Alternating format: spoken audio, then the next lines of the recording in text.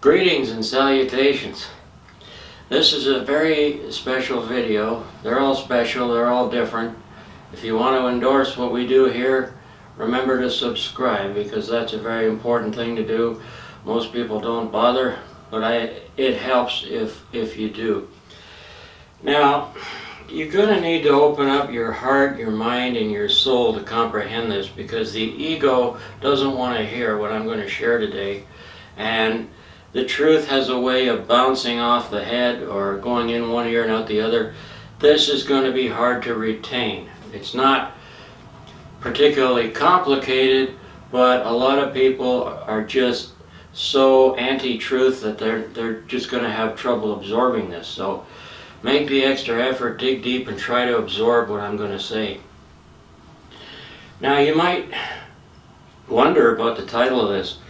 Lying to yourself and others can make you rich, but it's not worth it. Okay? Let's think about that for a second. Imagine that you're in Germany in 1938 and Hitler's coming to power, and all you really need to do is sell out completely to the Nazis.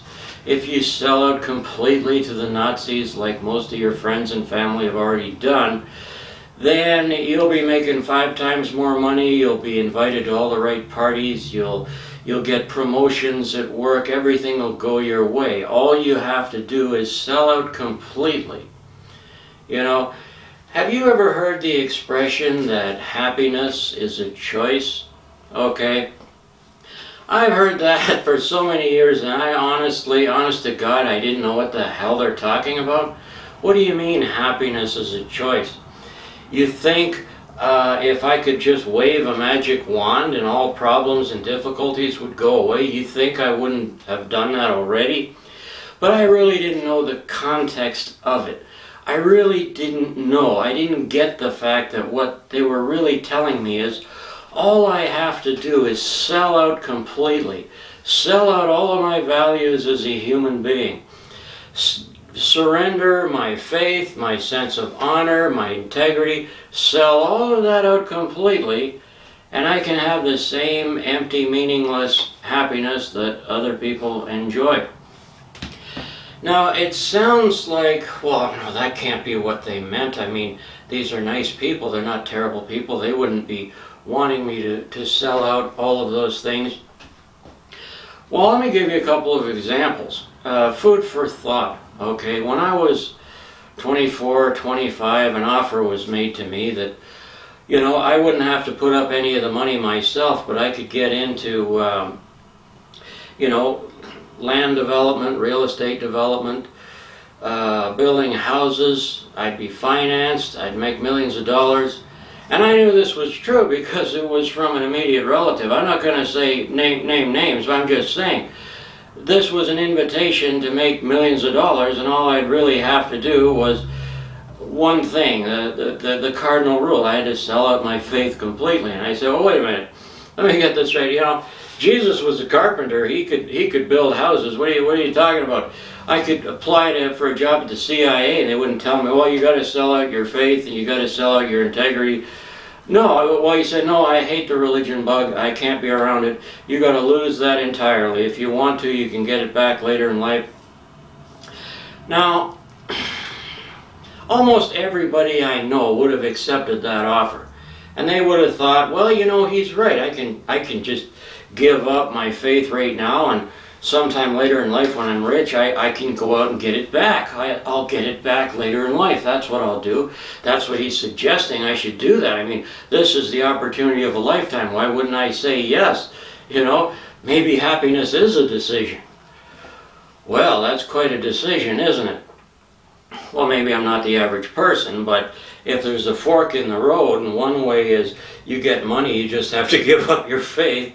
And you know, obviously that's giving yourself over to the devil. There's no question in my mind that was the wrong thing to do. And so I told him, look, even if I wanted to, and I don't, even if I wanted to, I couldn't surrender my faith and who I am as a person any more than I could sprout wings and fly to the moon without a spaceship. You're asking the impossible. I can't do it, and even if I could, I would not. So that was the end of that. But when I look at somebody like Donald Trump, who works 3 hours a day and got to be president of the United States, I get the fact. I get from my own life experiences how you really can have it all in the worldly sense without any real effort. They come and they offer it to you. They hand it to you. Now, what does all of that mean in the grand scheme of the human experience? Okay? Everything about this channel is to help you and I to understand our human experience and what it means. So as we're passing through this world, we will be periodically offered, and I'm using an analogy here, let's imagine a giant bucket of unlimited, infinite amount of toys that have no meaning at all. They're fun, but they have no meaning at all. They have no actual value, and you can't take them with you when you leave this world. Now this is always juxtaposed against a small cup of things that aren't really fun, but things that have infinite value. Things like honor, faith, integrity. Which is better? You can have either one. It's a choice. They say happiness is a choice, but when they say that, they're talking about the big bucket of an infinite number of toys and meaningless pleasures. Yes, the bucket seems like, wow, that's a big bucket. That tiny cup of things that aren't that much fun seems like not exactly the right choice. Well, as long as we choose the bucket, we're stuck in this world. As long as we choose the bucket, we don't have the maturity to advance beyond. If we're going to trade off our soul for a bunch of toys that have no meaning, we're stuck. We're stuck in the human experience. We're never going to get out of it as long as that's what we choose.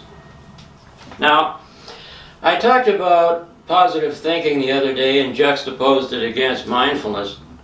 You know, if a person, I'll use the example of a man. If a man truly has honor as the core of his being, then everything else he has is going to be real. If he doesn't have honor, if a man has no honor at all, everything that he does have will be fake. This is the way you tell the difference between a good man and a bad one, okay? Now, positive thinking is like Lego, all right? Lego will not attach to honor. It just will not. You cannot build Lego on top of honor. But if it's ego, if honor is not there and all you have is ego, you can attach as much Lego to yourself as you want. Positive thinking is like Lego. If you have sold yourself out completely, you have no honor, all you have is ego. You like to work 3 hours a day and get millions of dollars, and if it involves one bit of effort, you won't do it. But that's fine because people keep pouring this stuff onto you for free because you're a reprobate. You've sold out completely, you're a reprobate now. You can use positive thinking like Legos to build any fantasy you want. Oh, I want to be president of the United States. Sure, why not? It's not real. It doesn't hold any value.